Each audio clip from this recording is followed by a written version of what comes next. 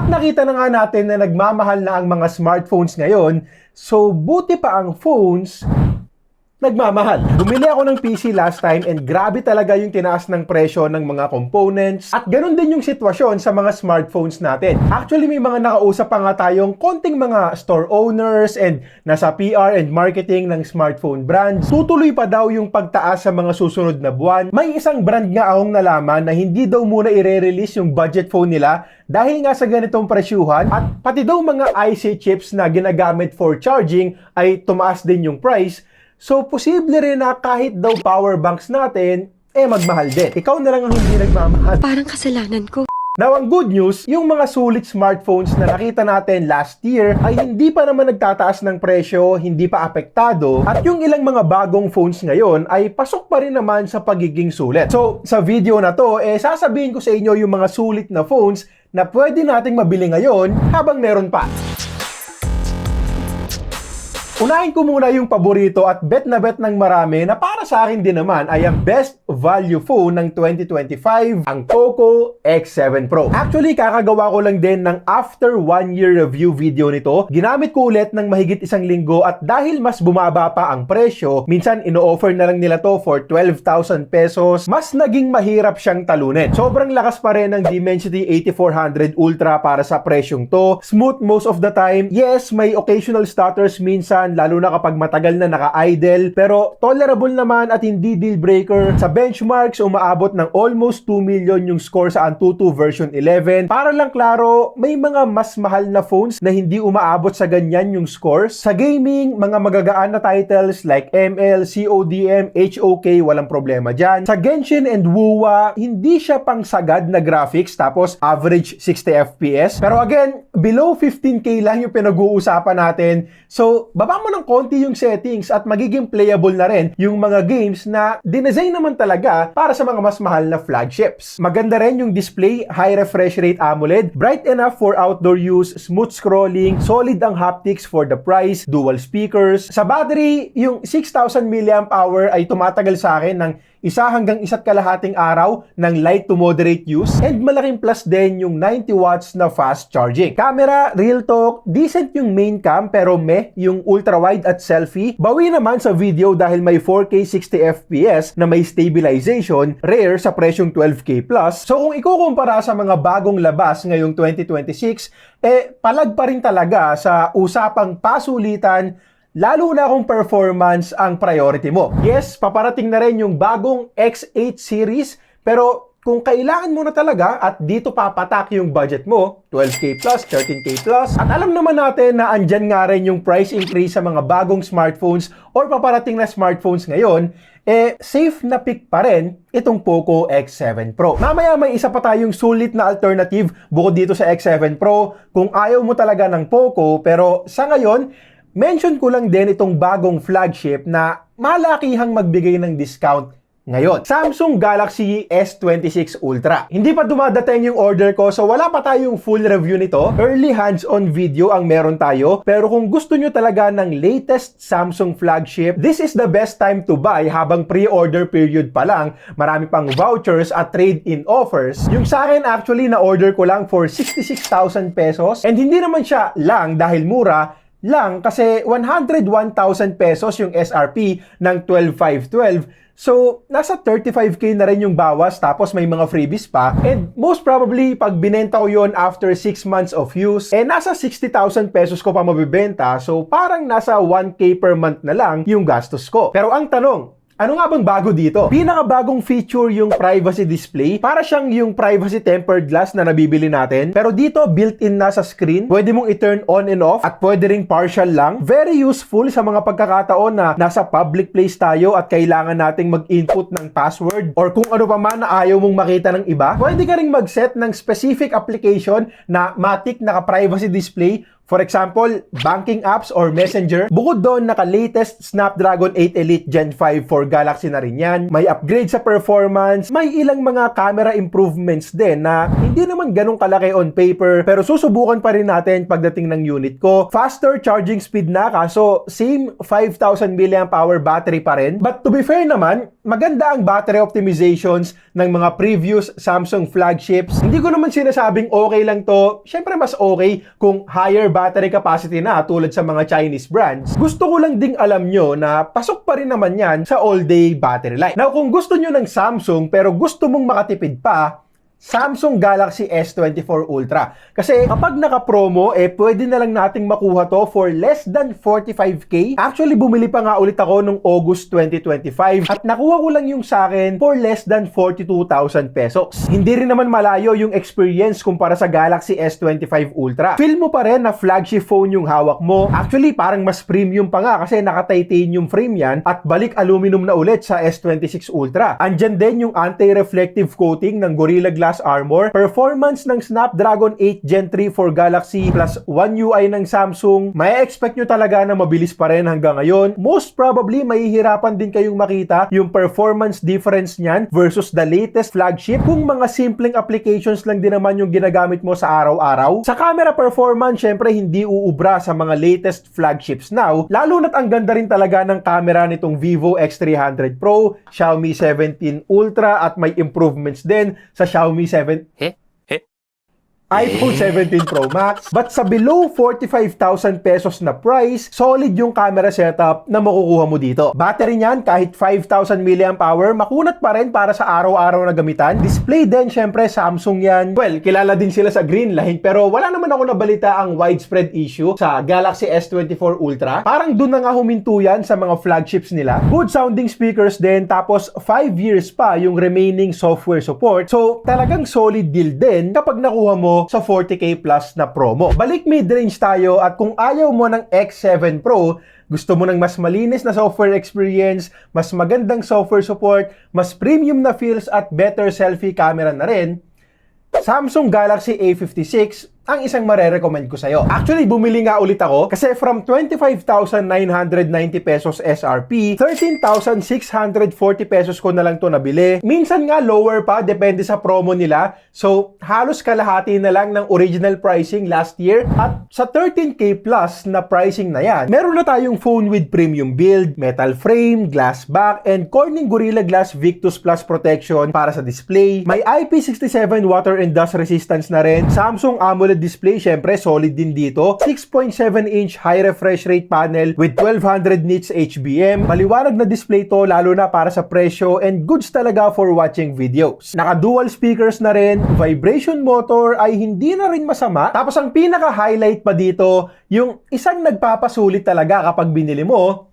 ay yung software. One UI ng Samsung, alam naman natin na malinis at one of the best yan. 13K plus mo, meron ka ng consistent na software updates. 6 na taon ang security patches at 6 din yung pangako nila na Android upgrades. So kung last year ang start sa Android 15, abot pa to hanggang Android 21. Now, sa performance, Exynos 1580 yung gamit na chipset. So, hindi siya for hardcore gaming, more on for day-to-day applications lang din talaga. Pero, hindi yan mahinang chipset Kaya pa rin yan yung mga less demanding games. At sa 12, 13, 14,000 pesos na presyo, hindi na talaga para magreklamo. Battery naman sa paggamit ko, saktuhan din sa isang buong araw na gamitan. 45 watts of charging na rin. So, nasa 1 hour, 12 minutes yung charging from 10 to 100%. Sa camera, decent to good yung main cam outdoors at okay din ang portraits. Selfie cam for the price is good na rin. Lalo na may 4K video recording sa front-facing camera na wala ang mga performance-centric phones like the Poco X7 Pro. Yun nga lang, hindi maganda yung ultra-wide. Yung video sa main camera hanggang 4K 30 FPS lang, tapos may warm tone pa kung minsan. Pero gagamitin ko nga muna ulit itong bagong bili ko para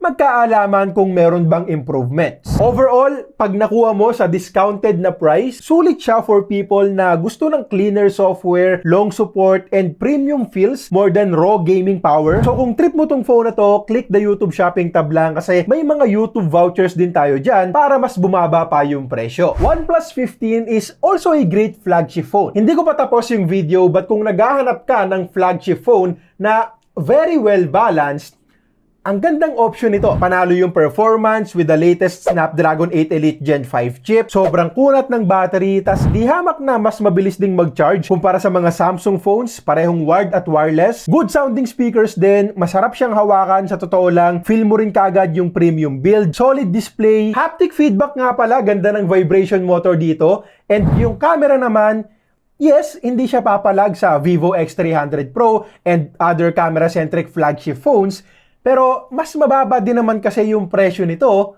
kumpara sa mga yon. At para lang klaro, hindi rin naman sobrang sama ng camera. Makakakuha ka pa rin ng good quality photos gamit to. Hindi nga lang talaga siya yung pinaka. Kaya masasabi ko na well-balanced tong phone na to. Kasama yung presyo, so solid package para sa akin overall. Ngayon, kung pas ka sa OnePlus 15 dahil gusto mo talaga solid yung camera, yung tipo na hindi ka ipapahiya, Vivo X300 Pro. Sobrang panalong camera phone ito. Mas mahal sa OnePlus 15 pero andyan din kasi yung solid performance, 6,510 mAh battery with fast charging speeds, magandang display at iba pa. Yung speakers lang ang pansin ko na hindi kasing goods kumpara sa mga ibang high-end phones like the iPhone 17 Pro Max and S25 Ultra, but the rest, Vivo X300 Pro talaga, lalo na sa camera. Sabi ko nga sa ibang mga videos at pag tinatanong din ako tungkol dito, sa dami na rin ng flagships na meron tayo dito, Vivo X300 Pro ang talagang dadalin ko kapag may mga gala kami, may set ng kaibigan na minsan na lang makita. Kasi eto yung phone na talagang kumpiyansa ako na magbibigay sa akin ng magagandang photos, mapa-portrait shots man yan, zoom, kahit videos actually, solid outputs din. Tapos kung talagang hilig mo ang photography, meron pa silang ino-offer na photography kit. Panalo rin yung telephoto extender nun. Pricey nga lang talaga, lalo na yung official na ino-offer dito sa Pilipinas. So, dapat talaga alam mong magagamit mo bago mo bilhin. Usapang gaming phones naman tayo at kung gamer ka, panoorin mo tong i-mention ko sa bawat budget. Una, meron tayong dalawang pangmalupitang option sa high-end category, iQOO 15 Ultra at Red Magic 11 Pro. Kung purong gaming features lang talaga ang habol mo, Red Magic is still a solid option. May liquid cooling, completely flat yung likod, full screen display so walang kahit anong sagabal sa screen. Yung aesthetics, kita nyo naman, unmistakably gaming phone yan with RGB lighting pa. Responsive shoulder triggers, so kung gaming at gaming lang naman, bagay na bagay pa rin talaga to sa mga hardcore gamers. However, itong iQOO 15 Ultra ay isang gaming phone din na may same chipset at pambihirang performance, shoulder triggers, high refresh rate display. Pero since under nga rin siya ng Vivo, panalo rin yung battery at camera performance. Mahigit isang linggo ko na rin gamit to and nung unang araw pa lang na dinala ko to sa labas, napansin ko na rin kaagad na magaganda yung kuha. Gabi na rin kasi nung unang nilabas ko to. Nung unang lumabas ako gamit tong phone na to. So nighttime, low light photos yung mga nakuha ko. And syempre kapag naman gaming phone ang dala mo, i-expect mo na lang din kaagad na medyo olats yung camera.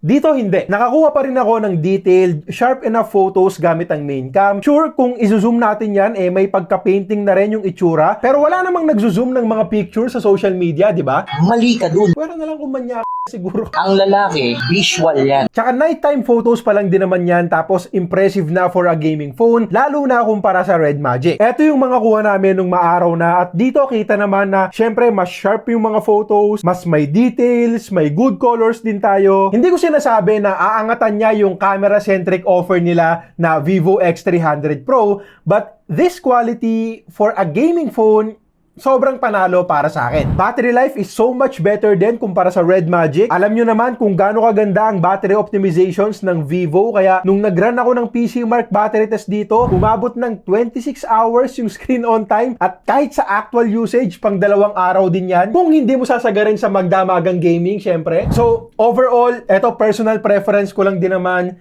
Kung okay sa'yo ang China ROM phones, mas marerecommend ko to kumpara sa Red Magic 11 Pro kasi nga pang malakasang gaming din siya na hindi ka rin ipapahiya sakaling kailanganin mo ng camera. YouTube Shopping tab na lang ulit para sa legit na seller kung sakaling interesado kayo. Red Magic 11 Air is also a good option kung gusto mo talaga ng Red Magic phone sa mas mababang presyo. May full review video din tayo niyan, link sa description. Pero itong next natin ay isa sa mga paborito kong mid-range phones dahil bukod sa performance, nag-excel din siya sa mas marami pang aspeto. iQOO Z11 Turbo. Snapdragon 8 Gen 5 yung chipset nito at malakas din talaga. Lagpas 3 million yung Antutu benchmark score at solid din yung gaming performance. Panoorin nyo yung full review video para sa buong experience ko. At ang pinaka nagustuhan ko talaga dito ay yung 7,600 mAh na battery. Ramdam ko talaga yung kunat ng phone. Kayang-kaya yung 2 days of light to moderate usage. May 100 watt charging na rin na nasa 1 hour lang ang charging time. Bypass charging para sa mga gamers. Premium build metal plus glass na may IP68, IP69 rating. 10-bit AMOLED panel, 144Hz refresh rate, dual speakers, at may ultrasonic fingerprint scanner pa. Sa camera, maganda yung 200 megapixel main shooter natin for the price. Sharp, detailed, usable din yung zoom crop, at solid yung 4K 60fps na videos. Kahit sa selfie ka, may 4K 60 din. Pero real talk, hindi ganun kaganda yung ultra-wide, walang dedicated telephoto, at yung selfie camera naman minsan ay nagbo-blown out kapag harsh yung sikat ng araw. At isa pang catch,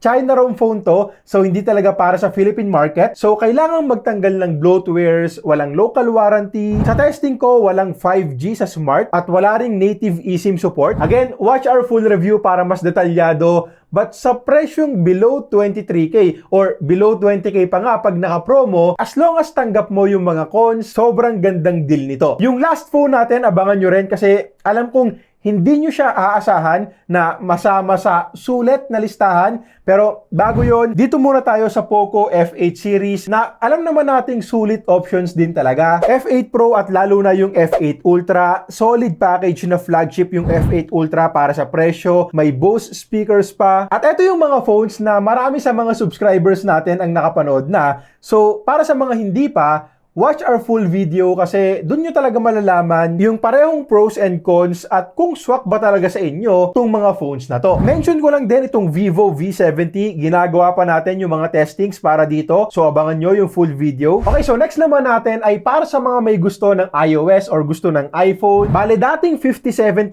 pesos ang presyo nito. Pero nabili ko na lang last month for 32K plus iPhone 15. Okay pa ba siya ngayong 2026? Oo, pero may mga drawbacks na rin syempre. Una muna, premium pa rin yung feel kahit 2026 na. Glass plus metal build, ceramic shield sa display, IP68 rated, at dahil nga naka-dynamic island na, mukhang latest pa rin kahit na base model lang. Naka-USB Type-C na rin, tapos plus pa para sa akin yung compact size kasi mas comfy gamitin ng isang kamay lang kumpara sa mga Pro Max na iPhone. Sa performance naman, A16 Bionic, palag pa rin for daily apps. Stable, mabilis mag-switch ng applications, saka malaking plus yung iOS experience natin. Clean, walang bloatwares, walang ads, at reliable din yung updates. Signal at calls, walang naging problema sa akin to. May eSIM support. Pero take note, sa outdoor mobile data usage, may pag-init na nagaganap, lalo na kapag walang case, mas ramdam.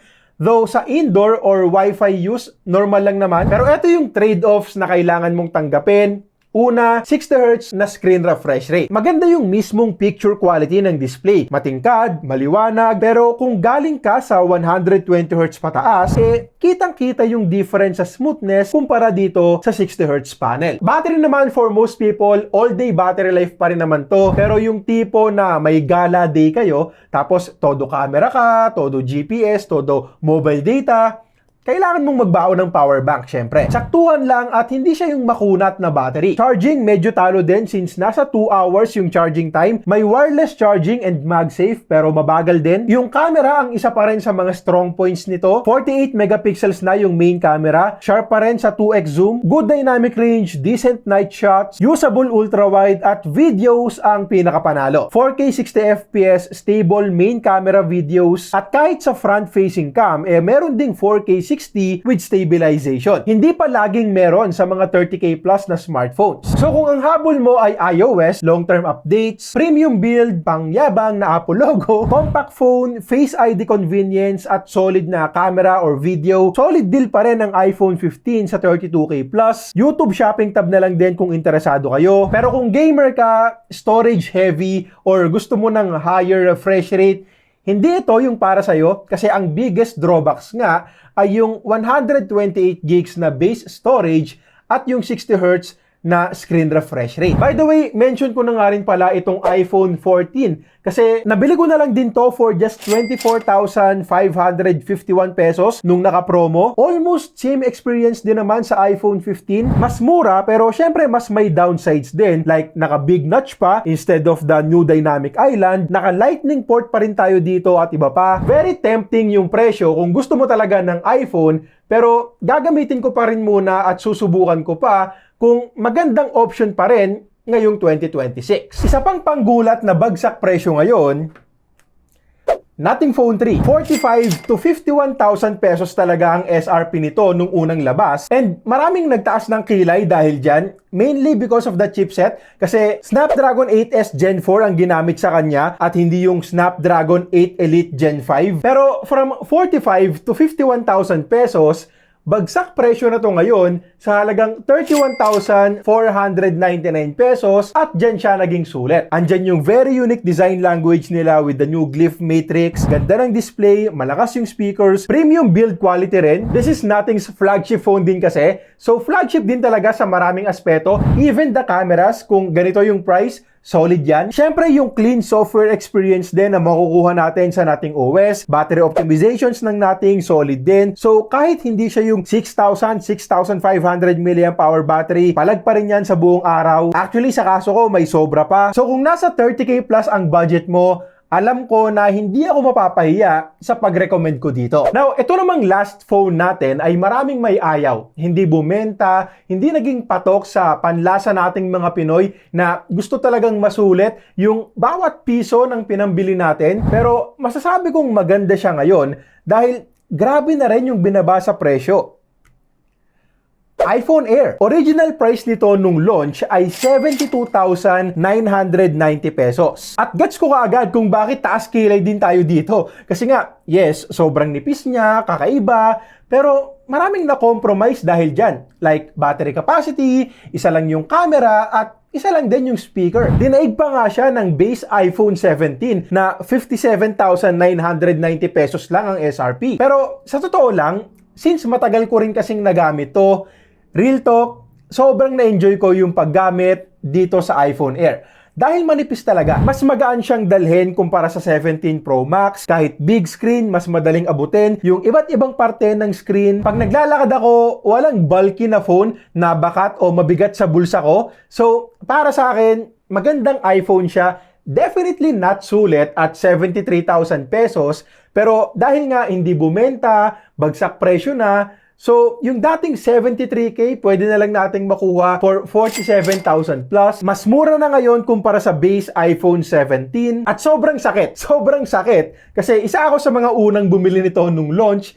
So, ang laki kaagad ng talo ko dito. Pero syempre nakakatuwa pa rin na mas reasonable na yung presyo. Kwentuhan ko pa kayo ng konti sa experience ko. Battery life, sapat naman sa araw-araw na paggamit ko. Pero pag may gala, heavy usage, o di kaya kapag nagpupuyat ako tapos ginagamit ko talaga hanggang madaling araw, yon, kailangan ko na talagang i-charge ng 2 beses. Performance, wala akong naging problema. Very smooth experience. Camera is good as well. Problema lang talaga para sa akin, walang dedicated telephoto. Yung ultra-wide, hindi naman talaga ako gumagamit nun. So, not a big deal para sa akin kung wala dito. And yung speaker nga pala ang hindi ko nagustuhan kasi isa nga lang. So, kung vertical video ang pinapanood ko, TikTok, Reels, scroll, okay lang kasi nga patayo. Pero pag landscape video na, pansin ko kaagad na sa left side lang nanggagaling yung sound. So, kailangan talaga na may partner na AirPods. Now, alam ko naman na kahit maging 40K to, 35K to, meron at meron pa rin magsasabi na hindi siya sulit. Kanya-kanyang preference din talaga yan. But for me, since na-experience at nagamit ko yung phone ng matagal, para sa akin, ito yung iPhone na masarap at masayang gamitin. Kaya kung makukuha ko ng 47,000 plus, worth it para sa akin. Okay, so yun lang muna para sa ngayon. Wala muna tayong budget phone sa listahan. Next video na lang natin gagawin yung mga sulit under 10,000 pesos. Like and subscribe kung nakatulong tong video. Nasa YouTube shopping tab, lahat ng phones na binanggit natin ngayon. So click nyo lang din yan para sa exclusive YouTube vouchers. At comment mo na rin kung ano yung pinakasulit na phone para sa'yo at kung bakit.